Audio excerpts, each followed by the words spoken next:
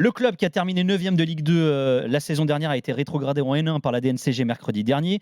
Les Lyonceaux affichent un déficit de 22 millions d'euros. Ils ont fait appel de la décision et doivent repasser demain devant la DNCG. Alors depuis, il y a eu la vente d'Alvelo à l'OL, le départ de 19 joueurs pour alléger la masse salariale, la communauté d'agglomération qui a accepté de ne pas percevoir le loyer du Stade Bonal, ce qui fait une économie d'1 million d'euros, mais il manque encore 11 millions d'euros. Le DG du club, Samuel Laurent, s'est rendu en Chine pour tenter de convaincre l'actionnaire qui est la société Nanking, de combler le manque à gagner. Aucune communication depuis. Maintenant, alors en gros, c'est soit Sochaux repart en N1, mais avec quel argent, soit ils font appel devant le CNOSF, mais avec quels arguments, soit ils retrouvent un repreneur, mais il reste peu de temps, ou alors il y a le dépôt de bilan également. On va accueillir maître Yanis Zoubeidi Delfer, qui avait été l'avocat du FC Sochaux en 2014, lorsque le club avait contesté la montée de Lens en Ligue 1, qui était une décision prise alors par la DNCG, qui avait été désavouée par la FFF. Le tribunal administratif de Besançon qui allait donner raison aux Lyonceaux, qui n'allait toutefois pas regagner la Ligue 1. Voilà, c'était assez lourd juridiquement. Bonsoir maître, merci d'être avec nous. Bonsoir à tous. Alors la première question qu'on a envie de vous poser, maître, vous qui connaissez bien le club, c'est comment on peut expliquer ce déficit de 22 millions d'euros à Sochaux aujourd'hui ? Ce déficit, l'exploitation d'un club, mais ça vous le savez, peut-être même mieux que moi, c'est lourd, et notamment pour un club comme le FC Sochaux, qui en réalité, avec ses infrastructures, est taillé pour vivre économiquement en Ligue 1. Ce déficit s'explique notamment par cette raison, et d'ailleurs, même à l'époque de Peugeot, il y avait toujours un déficit d'environ 7 millions d'euros qui était comblé pour partie par l'actionnaire et pour partie par la vente de joueurs.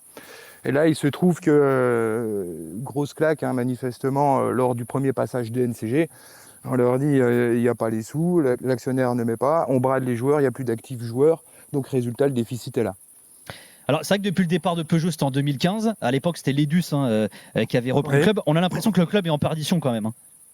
Vous avez raison, c'est une longue descente aux enfers. En réalité, 2015, elle est vendue à l'Edus, le club est vendu à l'Edus, qui est une filiale de mémoire de Tech Pro pour 50 000 euros, et pas pour les 7 millions d'euros qui ont été annoncés. Ça a même été expliqué par un des intermédiaires qui, au passage, a touché 170 000 euros de commission sur la vente. Donc il a touché plus de commission que le prix de cession du club, et le verre était dans le fruit. Et d'ailleurs, cet intermédiaire-là a été récemment condamné par le tribunal correctionnel pour prise illégale d'intérêt, c'est dans la presse. Bon, l'affaire du FCSM a été évoquée au cours des débats, mais ce n'était pas ce qui a conduit à sa condamnation. Mais il y avait déjà quand même des choses qui n'allaient pas. Et c'est une longue descente aux enfers, puisque l'Edus, qui n'avait pas d'argent en réalité, a été relégué à titre conservatoire, et il y a eu des grosses fautes de gestion. Un exemple, je ne sais pas si vous vous souvenez d'Ilya Kinzing, qui était directeur général à l'époque de l'Edus, un Suisse qui finalement interview Fleuve de Monsieur Lee quand la situation va mal, qui était l'actionnaire principal, qui dit c'est de ma faute. C'est des erreurs de calcul en fait pour son salaire, et quand il a négocié son salaire, il ne savait même pas qu'en France il y avait des charges sociales, et que quand on dit que quelqu'un sera payé 50 000 euros, il y a 50 000 euros aussi à sortir de charges sociales.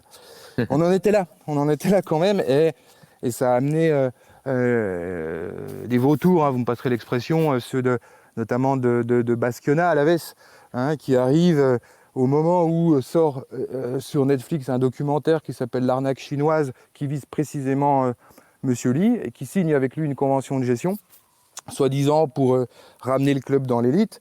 Et les mecs se pointent en disant attendez, on va tout refaire, on va virer vos jardiniers, on va virer les gens qui tiennent un peu la route au club. On arrive, vous allez voir, nos jardiniers vont faire des miracles. Les mecs, ils n'avaient pas de tondeuse.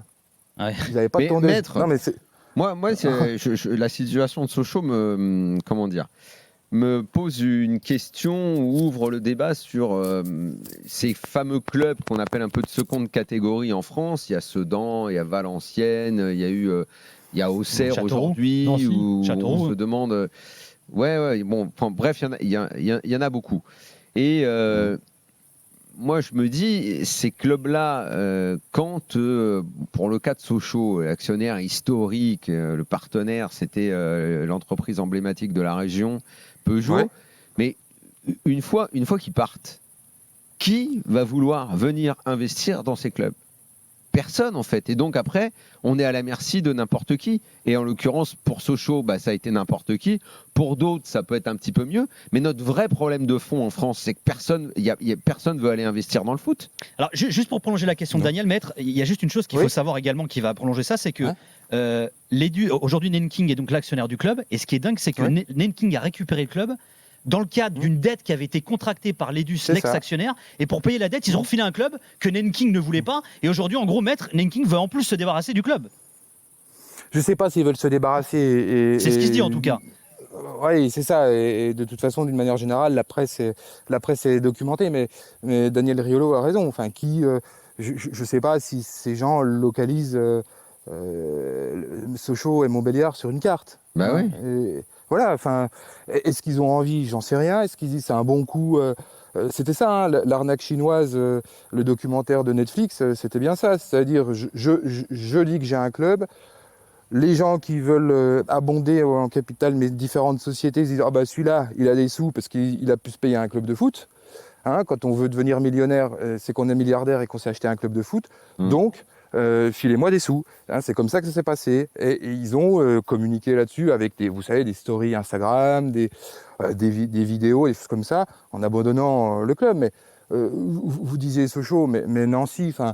Faut savoir. C'est vrai, Nancy, j'ai oublié de le citer, mais Nancy, 0 repreneur, le club va couler comme Sochaux qui va. D'ailleurs, concrètement, maître. C'est dramatique. Concrètement, maître. D'ailleurs, c'est quoi l'avenir très concret demain, après-demain de Sochaux, parce qu'on sait que derrière. Dépôt de bilan.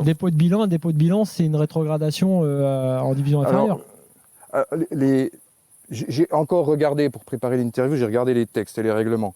Les règlements de la LFP et de la 3F, c'est radical. S'il y a un redressement, il y a une relégation automatique. C'est la relégation, donc c'est-à-dire le tribunal de commerce qui ouvre la procédure en disant voilà, on ne peut plus payer, il va falloir trouver des solutions. C'est la relégation automatique. Et quand la relégation se fait suite à une ouverture d'une procédure collective en national, on perd automatiquement le statut pro.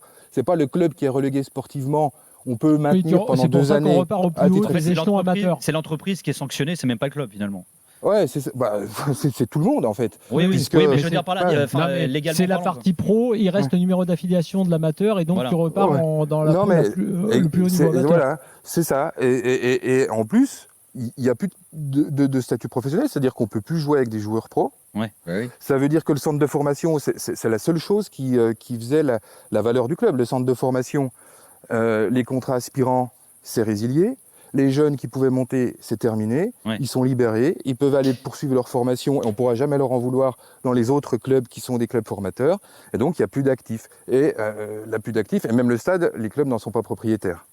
Maître Yannis Zoubaïdi Delfer est en direct avec nous dans l'after. Oui, on a beaucoup d'appels au 32-16. Regarde, aujourd'hui, plus globalement, on parle de Sochaux, mais Nice, Marseille, Lyon, Paris, Strasbourg, tous nos clubs sont en train de devenir des clubs étrangers. Et sans qu'on sache réellement quelles sont les intentions de ceux qui les dirigent. Ça, c'est un vrai problème pour notre football à terme, ça.